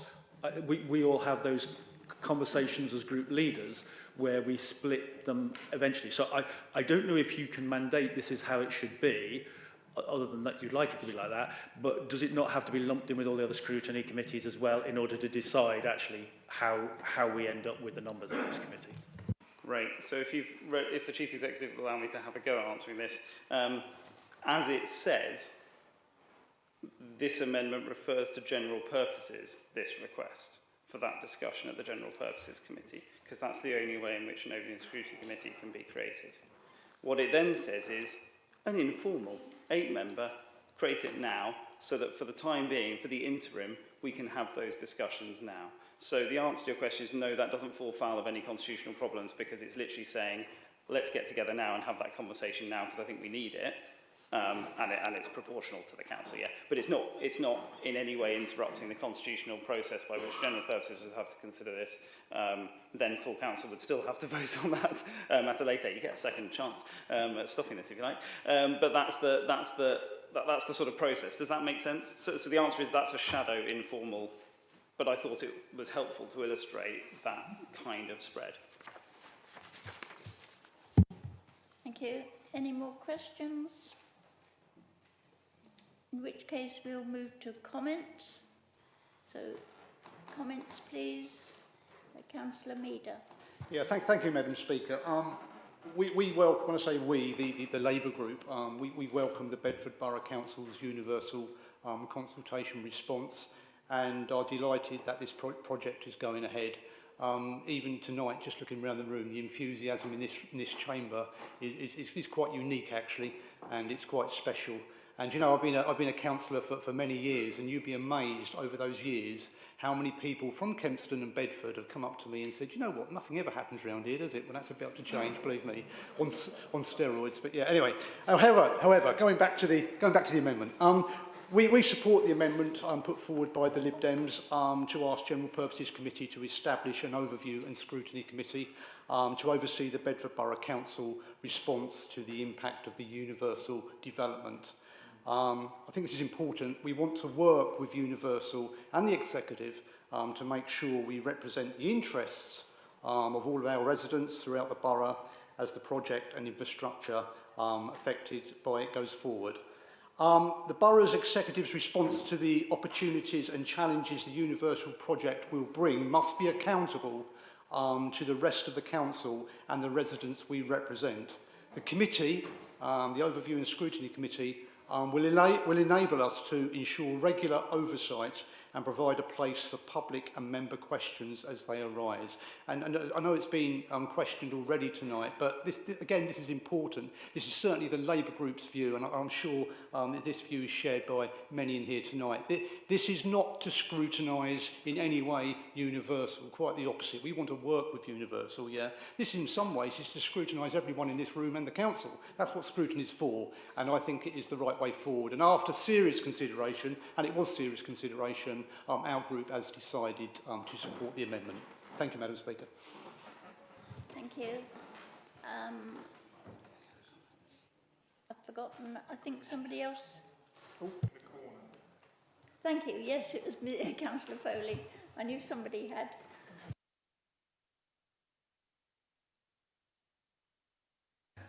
Thank you, Speaker.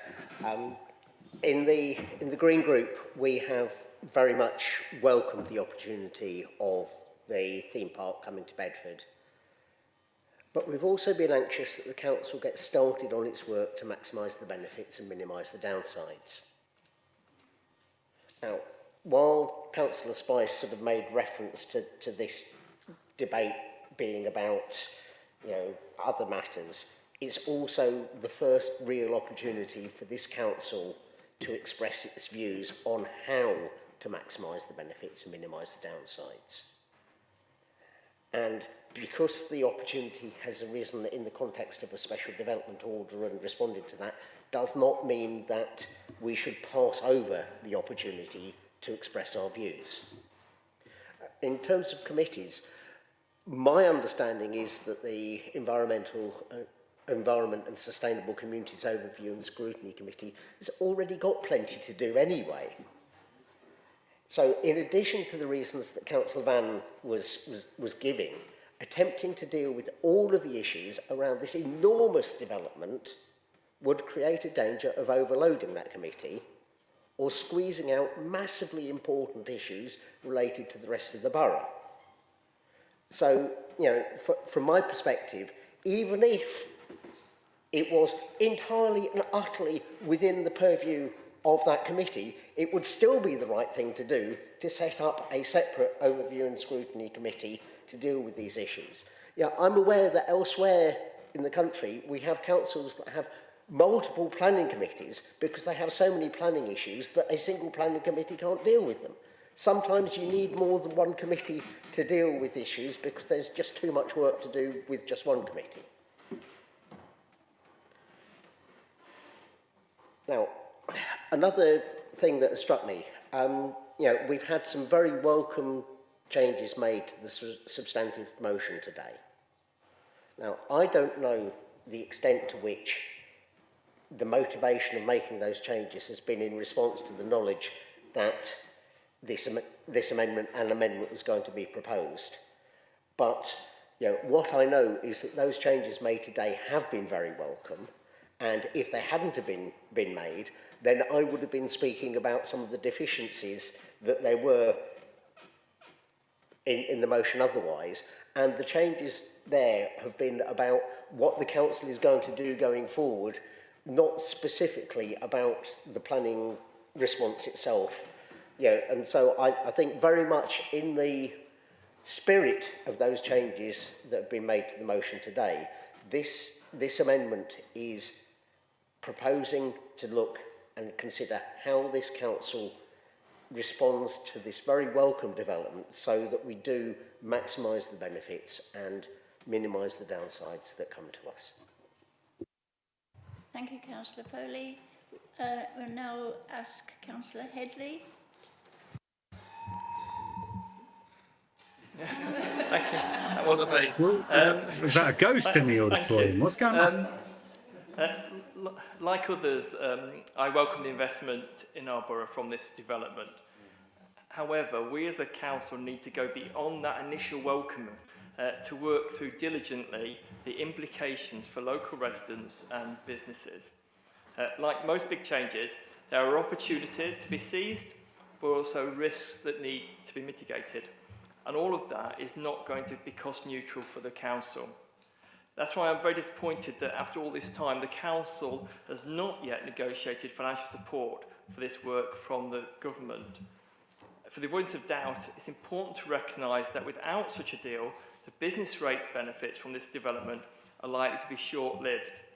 Business rates in the future are to be reset regularly, possibly every 3 years. What this means is that any growth in that period is then redistributed nationally rather than kept locally. The only way to ensure the council has the resources to deal with the implications of the project, both to maximise the opportunities and to mitigate the risks, the only way is to have a deal with the government to achieve this. This isn't asking for something that hasn't happened elsewhere.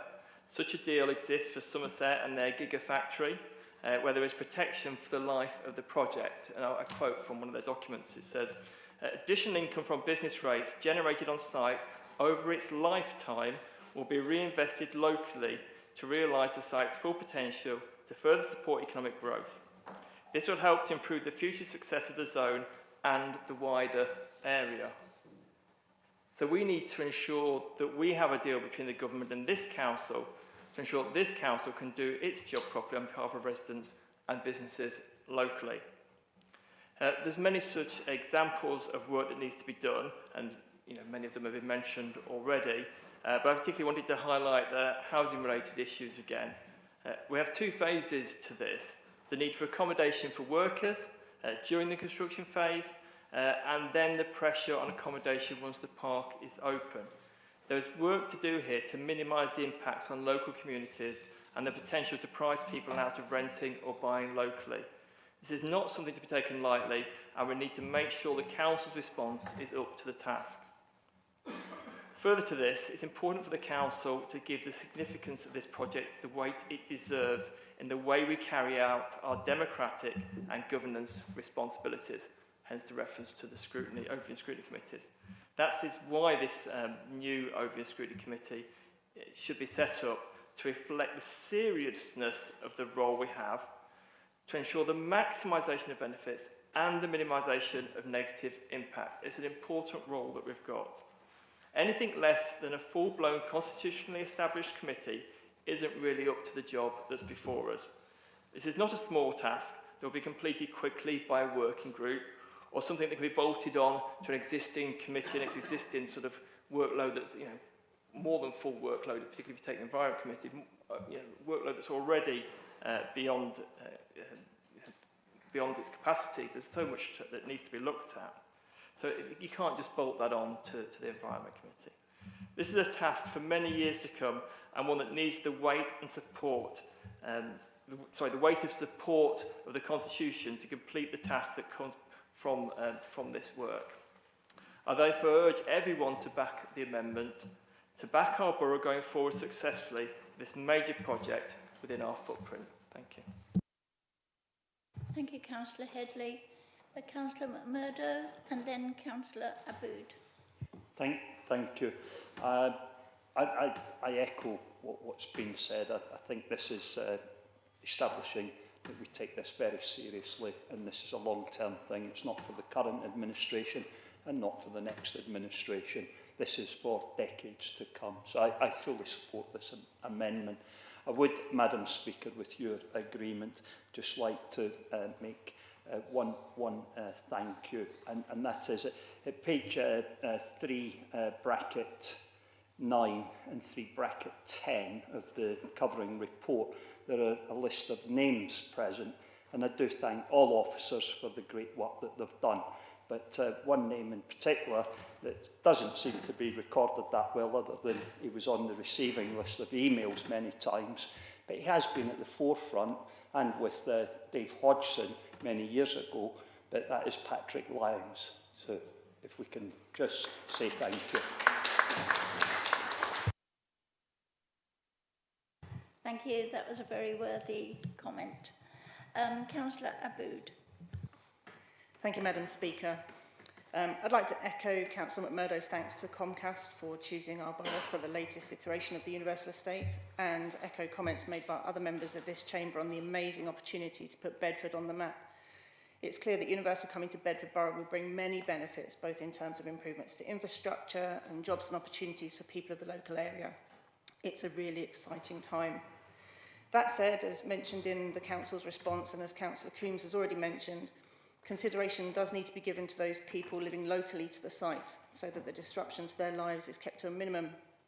I'd just like to bring a few examples to the Council's attention to emphasise the need for the housing infrastructure, frontline service and transport strategies as mentioned in the amendment, all of which could have a direct impact on my residents, along with an overview and scrutiny committees to ensure that we can act as a critical friend and enable residents' voices to be considered. Residents of my ward of Wootton and Kempston Rural are broadly supportive of the application, but have concerns which I share, and I'd just like to bring them to your attention this evening. These are in no particular order. Firstly, the consultation response contains a section about parking, wherein the parking requirements for the park itself are discussed, and also a section on active travel, where the park's connection to surrounding areas for those walking and cycling are discussed. One of my concerns for the Wootton part of my ward in particular, but one that also applies to Stewartby and other surrounding settlements, is that we may see a rise in visitors to the park, parking in the village and using the active travel network to walk to the park, thereby saving themselves the cost of the on-site daily parking charge. I'm therefore pleased to see that in one of the recommendations before Council tonight is to bring forward parking controls in areas around the site. I would ask, as detailed in the amendment, that these controls are also extended to unadopted roads within these areas, as we already have an issue in Wootton where a car garage in Bedford is parking their untaxed cars that are for sale online on the Berryfields estate in Wootton, and as the roads are unadopted, little can be done to prevent this happening. Secondly, residents are particularly worried about traffic. We already have a large number of lorries using Woburn Road and Green Lane to bring waste from both inside and out of the borough to the incinerator, along with lorries going to and from the Amazon warehouse in Wootton. During the construction period of the park, there will undoubtedly be a large number of lorries using local roads to bring supplies to the site. I welcome the proposed mitigations being suggested in the proposed Condition 5, and ask the consideration is not just given to those vehicles related to the park site, but the cumulative effect of existing large vehicle movements to both the park site and other sites in the immediate area. Thinking about car traffic, we all know that sat-navs will take a driver down the quickest route to a destination. This may not include using the main trunk roads of the M1, A1 or the A421 where traffic studies have been carried out, but may see visitors to the park being routed through the small hamlets of the Kempston rural part of my ward and through Wootton.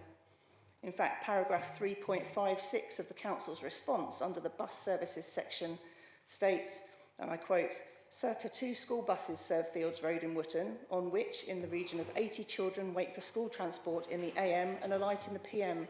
Therefore, increased traffic flow may increase the road safety risk to children waiting for these services." So our own statement is suggesting that traffic through Wootton will increase. We all remember the issues of the A421 flooding and the difficulties that brought. This highlighted the vulnerability of the areas surrounding the park to increased traffic.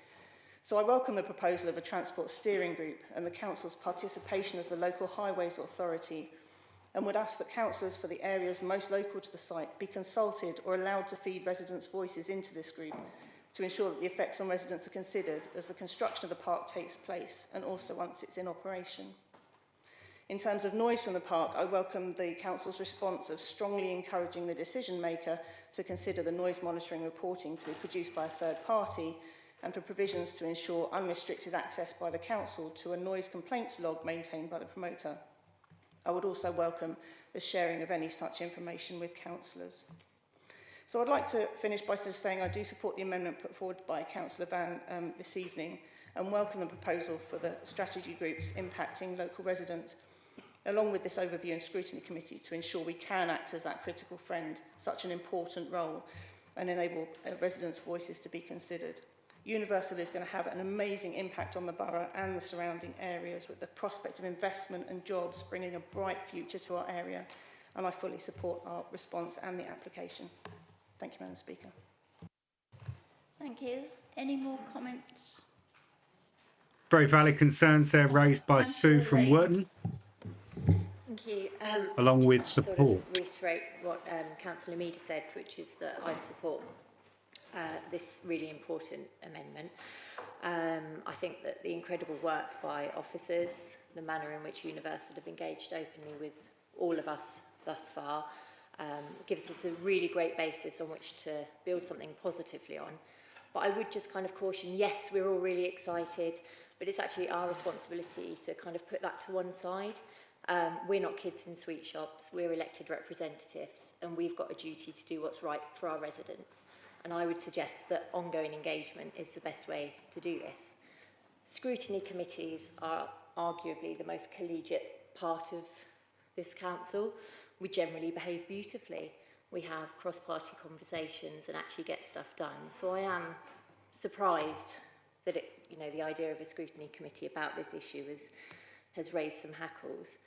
I wasn't going to actually comment tonight, but I was moved by the answer to Councillor Edmonds' question, and he asked what steps the council was taking about, in response to this. But I would say he was arguably brushed off. He was met with assurances and anecdotes. We know it's going to be great. We know it's going to be busy. We know it's going to make a difference. And, that might be lovely to hear, but actually, do you feel like you were given any information about how the council are moving this forward?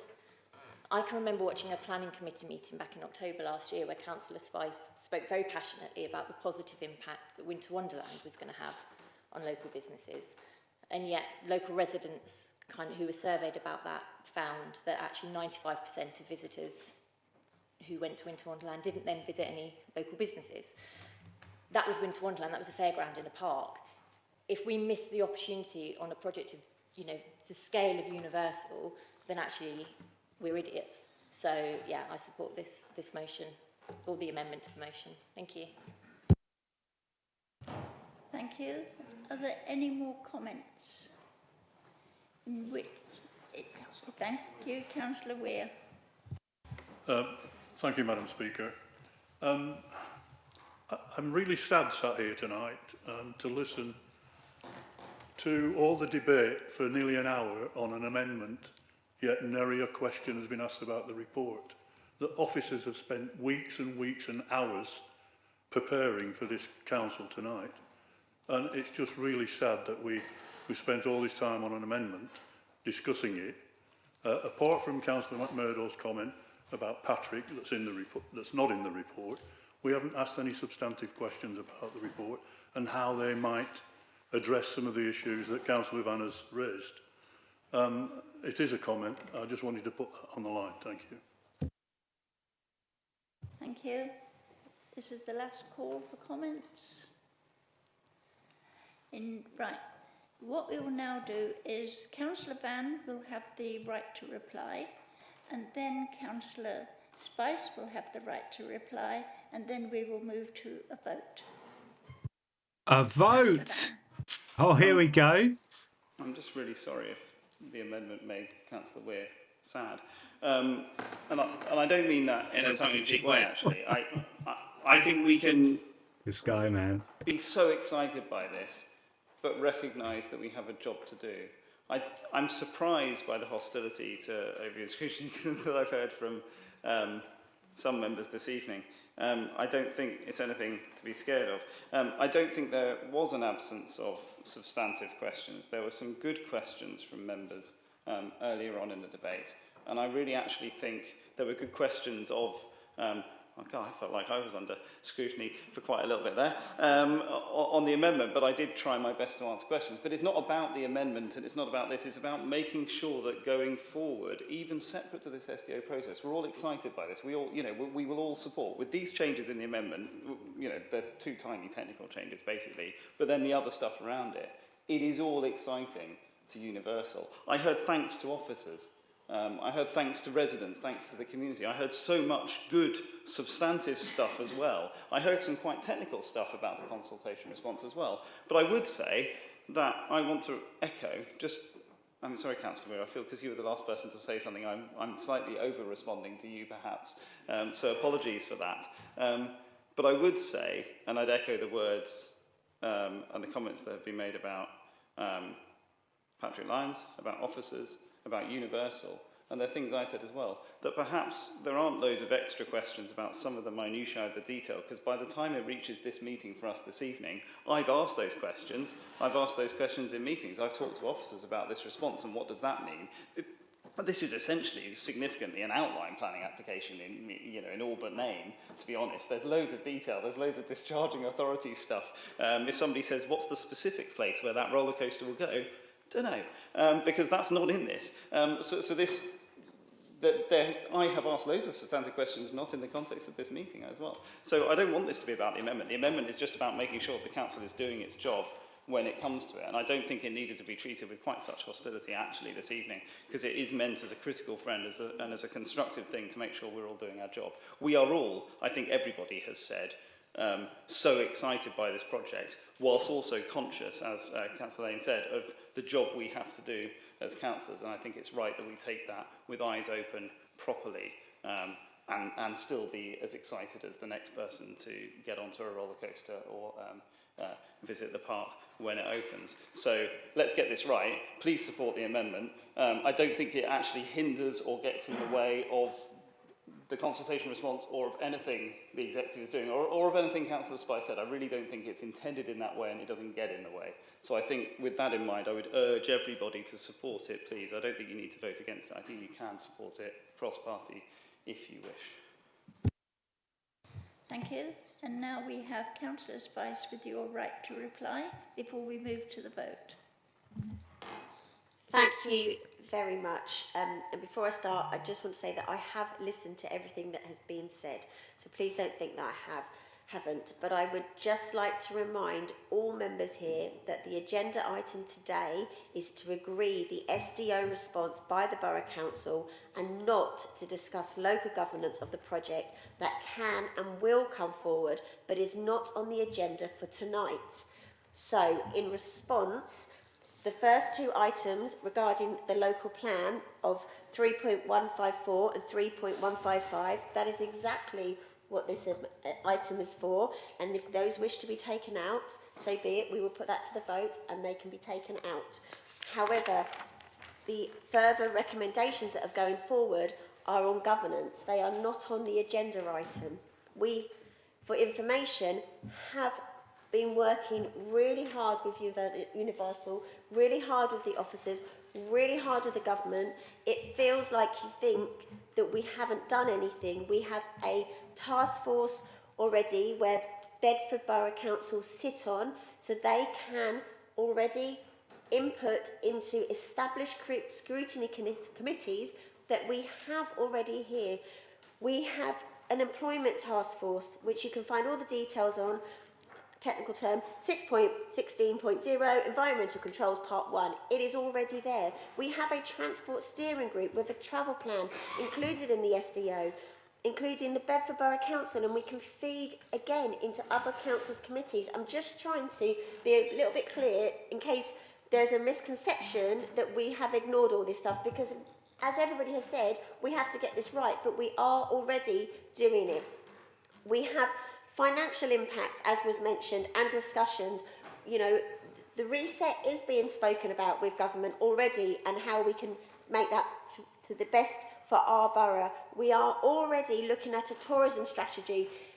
You may or may have missed, but I have now got tourism in my portfolio. So we are looking at tourism. It's part of economic development. It's part of making sure that Bedford Borough flourishes. We are already doing all of this stuff, and it just feels that this is just an additional thing, and we can look at it in the future, and we can bring it to discussion when we've got more information, when we've thought about it better, rather than knee-jerk running into something that we say we want to be scrutiny, when really that isn't the agenda item for today.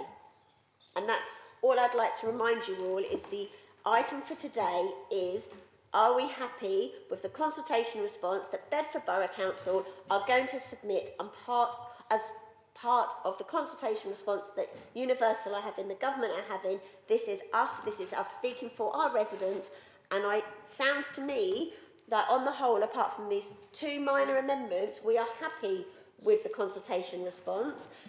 That is what we are here to discuss. Thank you. I'm sorry, Councillor McMurdo, unless it's a point of order. It is indeed a point of order. Can I seek clarity that Point of any order. recommendation in any report that comes to full council that we dismiss governance issues? Is that correct?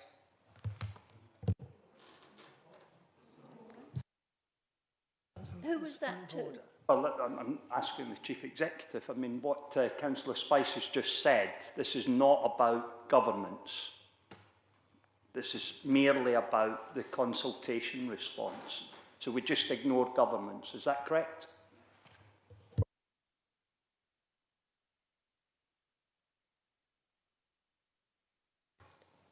Are you asking for clarification that the amendment as proposed is in order? It is. Okay.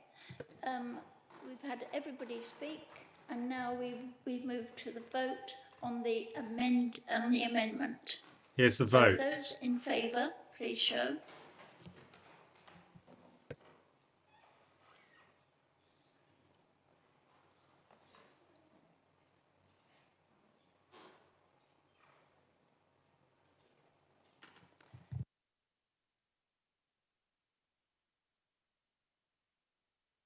Some objections. Thank you. And do we have any abstentions? The motion is carried. So the amendment is carried.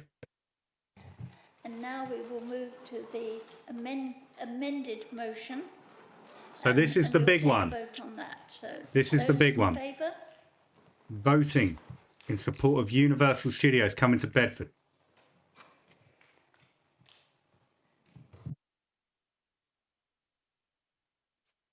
See if anyone's objecting. I think that was unanimous. Unanimous. It looked unanimous. Okay, thank you very much. Unanimous show of support. That includes item number 3. And as item number 4 has been withdrawn, we will now move to item number 5, which is somewhere on my papers. It is the... Hang on. Find it somewhere. It's the appointment of independent persons. The report of the Service Director of Governance on the appointment of independent persons on the Standards Committee is set out starting on page 5(1) of the agenda, and I move the recommendation within the report. Is the motion seconded? Councillor Sawyer is seconding it. Are there any questions on the report? Are there any comments on the report? Those in favour, please show. Those against? That is carried, and that is the end of the meeting. And thank you very much for coming along. Wow. Okay, so there we have seen the motion in support of Universal Studios coming to Bedford being passed unanimously. 100% of all councillors present voting to approve the project. I'm just going to turn the stream off there because we've got some people just shuffling about. So we'll get rid of that.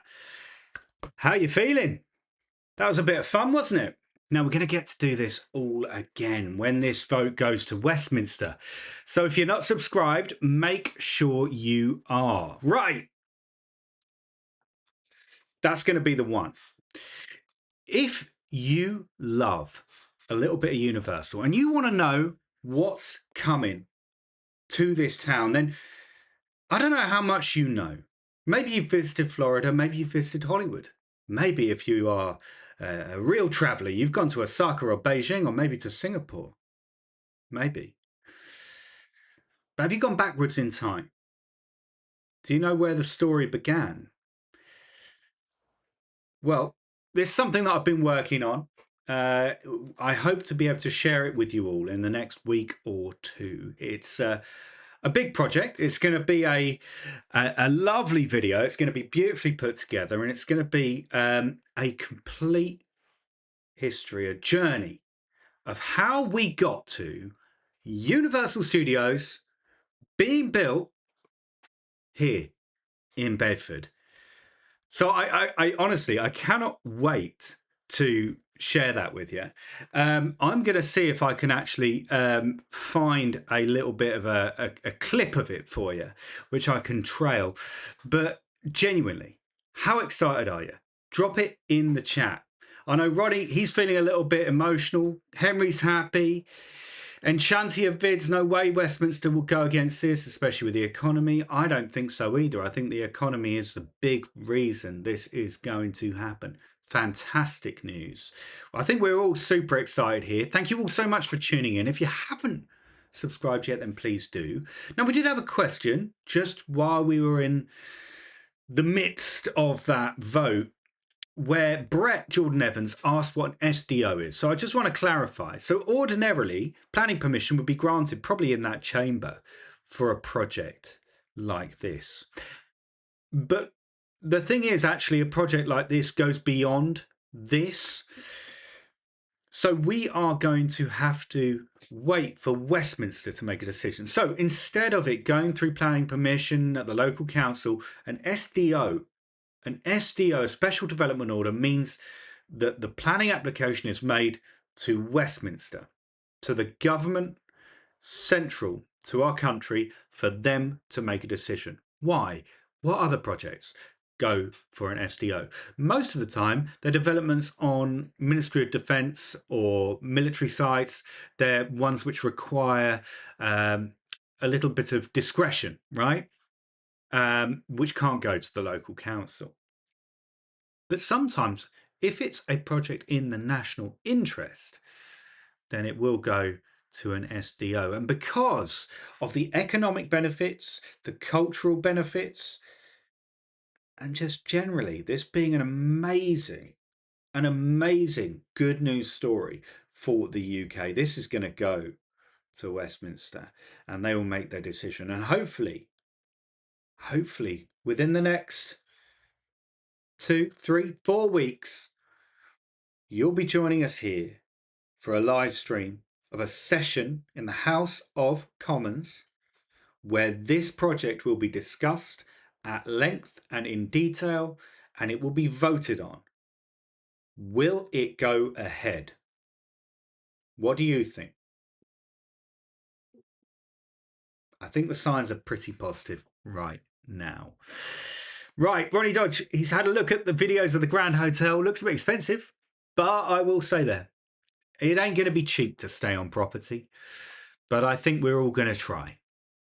Chris, even if council had said no, government would most likely have said yes to it. So in a lot of ways, this meeting and vote was pointless. Yes, in a way it was, but spiritually and politically, technically speaking, Chris, you're absolutely right. It means nothing. But Universal need to be seen to have the local authority on board. So for this to carry the way it did is enormous. Stuart, look what Disney and Universal have had an effect on Florida. This is basically the same sort of change for Bedfordshire. This is something that can grow over 100 years. I completely agree. You know what Florida was like in the 1960s before Walt Disney World opened? Swamp. That's why Disney could buy so much land, because it was stinking swamp. Now look at it.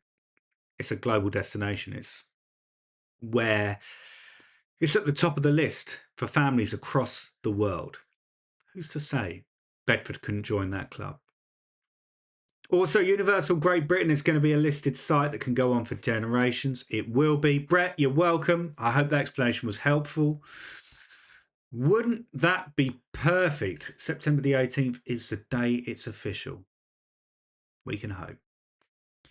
The SDOs get voted on in Parliament. I just thought the Minister or Secretary of State for MHCLG just approved it. You are right, but I wouldn't be surprised if this is a motion that is carried because of the size and scale of it.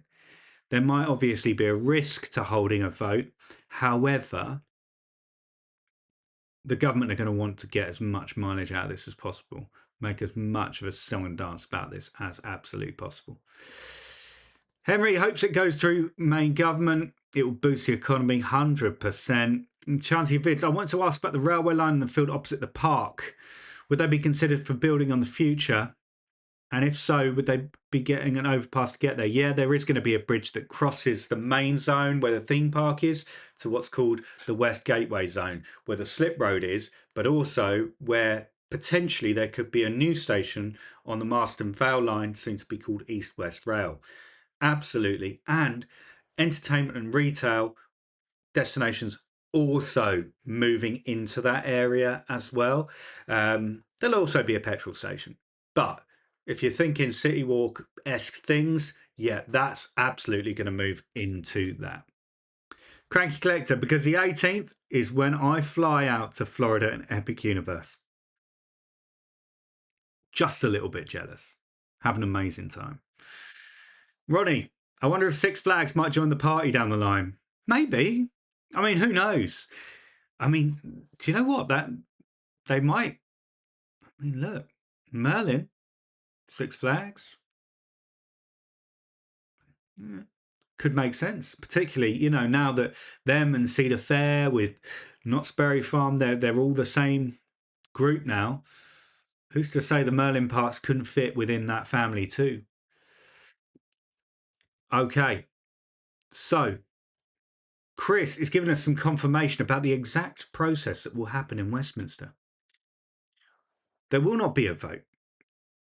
Instead, they are a form of secondary legislation or statutory instrument that are subject to the negative affirmation procedure. This means they do not require parliamentary approval to become law, but are instead laid before Parliament and can be annulled by a motion from either. Okay, so watch this space. We'll see what happens there. Roddy, what's happened with Wixham's? They're having to redesign the station. Work is going to kick off there again soon, but I think it's kind of going to be towards the tail end of next year, probably. And just confirmation from Chris, that period of annulment must be after a certain period of time, and it could be from either house, so the House of Commons or the House of Lords. Thank you, Chris. That is incredibly enlightening, so thank you. Enchanting Vids, as this is 6 years ahead, do you feel like some of the franchisees by then might have changed Franchise, but yeah, might have changed for themes because of new projects and films coming out way in the future. There's a possibility of that. There is a possibility of that. What I would say is that actually the lead time from IP going into the cinema, becoming popular, to actually becoming an attraction is actually pretty long. And the reason for that is because they want to make sure that the IP, the intellectual property, is sticky enough that an attraction will still be relevant in 10, 15, 20 years. Okay. So I think it's unlikely to feature anything that we haven't seen before. That's my hunch. Petey Puta, have you looked at how the size of Bedford land compares with other Universal properties around the world? I was wondering about this the other day. Yes, I have, Petey. I have indeed. So, in essence, I wish there was a really simple answer to this. I wish the answer wasn't complicated, and I wish I didn't have to put lots of asterisks next to everything. But generally speaking, the size of the parks go, Singapore being the smallest, that's about 70 odd acres. Then we've got Universal Studios Florida, Islands of Adventure, Epic Universe. They're all about 120, 130 acres. Osaka's a shade bigger. Beijing's a slightly bigger still. Now, all we know at the moment is the minimum size of the theme park. The minimum, right? And the minimum size of our theme park in Bedford is 82 acres. Now, that's very much on the smaller end of the scale. However, will it be 82 acres? I doubt it very much. I expect it to be bigger. Now, that being said, if it's 82 acres on opening day, that wouldn't be entirely shocking because Universal have said they want to be adding something new to the complex every year for the first 20 years. That's exciting. That's a commitment. Absolutely love that. Ronnie, Jurassic World Rebirth has done well at the box office. Yeah, I think, look, we're going to get Jurassic World, Jurassic Park, whatever it is, we're going to get something Jurassic, no doubt. Chatty Vids, you also have to take into account that there are future plans for expansion. Yes, absolutely. So I cannot understand how hard it is for you to explain. Explain. I hope that my explanation did make sense. The whole site is 476 acres. The theme park is going to be a minimum of 82 acres. It's going to be a big deal. It's going to be a big thing. I think the theme park eventually will swell to 120, 130 acres. And I wouldn't be surprised but that by 2050, at around the 20-year mark of this being open, we're not looking at a second gate. That's my thought. Apparently, Universal have a 100-year plan for this resort, which is quite intriguing. Ronnie, I was thinking where they can show a model of the park during construction. Maybe the town hall looks like the clock tower. Yeah, I mean, I think that would be great. I think it would be absolutely superb to have almost like a Universal shop in the town. So basically, like locals can go in there, a little bit like what they did with Epic at City Walk in Orlando. Allow people to come in, get involved, get a slice of the excitement. Charlie Vids, it is bigger than Disneyland in Anaheim. Yes, absolutely. Henry, I was just thinking if Harry Potter comes Universal, depending on if they're allowed to use franchise, do you think they could base it on the movie franchise or the HBO series coming soon? Very interesting. It's a great question. Really good question. I'd imagine they would lean into the films. I would imagine. But that being said, happy to be swayed on that one. Enchanting Bits, how frequent will fireworks and drone shows be, considering how close the park is to residents? There will be evening spectaculars most evenings. However, fireworks will be limited to just 10 nights a year. Okay, will a cinema be part of City Walk? Do other Universal parks have one? Great question about the other parks. I'm just scouring my mind. But there is a it's part of the application is for a cinema too. My feeling would be, how great would it be for this to be the cinema in the UK, where we have our red carpet events and our premieres? How incredible would that be? I think that would be unbelievable, absolutely unbelievable. Look, I mean, I think we've got so much here that is going to be so exciting, and we've got so much more to look forward to. I'm going to wrap this up now. It's been a couple of hours now. Thank you so much, everybody, for being here. Look, it's great fun doing it, but without you being here, it wouldn't be anything. So thank you, really.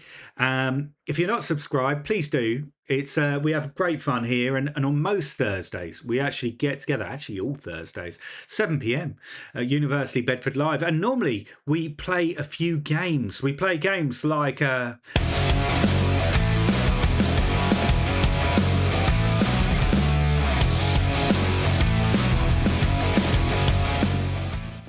yeah, we play games like that, Rope Drop Showdown and Thusi Thesaurus. I just wanted to kind of just like spring it on you, see if you're still awake. Look, thank you so much. Really do appreciate it, and can't wait to see you next week's live. We're going to have something new and exciting to talk about every single week. So thanks for being here. God bless. Take care. Have a great Friday and have an unbelievable weekend. See you later. All the best.